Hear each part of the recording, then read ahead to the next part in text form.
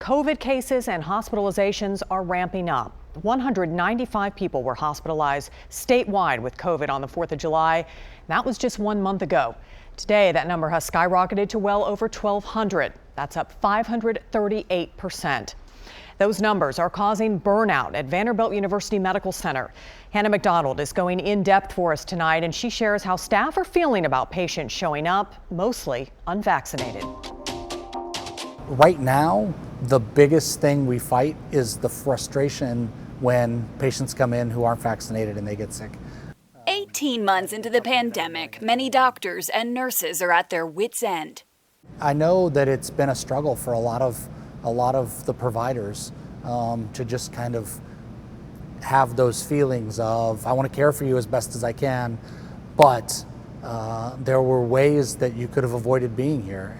Right now, 9 out of every 10 COVID ICU patients at Vanderbilt University Medical Center are unvaccinated. The majority of patients had been transfers from smaller, rural communities, but now about half are walk-ins. Illustrating to Dr. Todd Rice, even Davidson County, where the vaccination rate is higher, is vulnerable.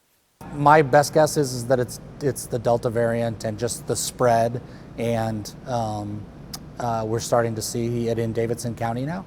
Just as worrisome as the uptick in cases is the fact that the doctors and nurses here today might not want to be here tomorrow. All of my staff are going to leave, and they're going to go do something else with their nursing degrees, or something else with their nurse practitioner experience, or with their MDs.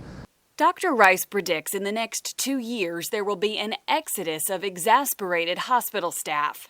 And that's actually a big worry for me post-pandemic. Until then, they will continue to educate those who originally refused a vaccine. I think we are hoping that we can find ins into people who are still hesitant to get vaccinated to help them understand that this is a better option than getting COVID.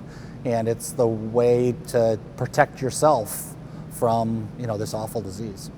In Nashville, Hannah McDonald, News Channel 5. Dr. Rice says even when an ICU patient survives COVID, their recovery will likely take months, and chances are they will never feel 100% again.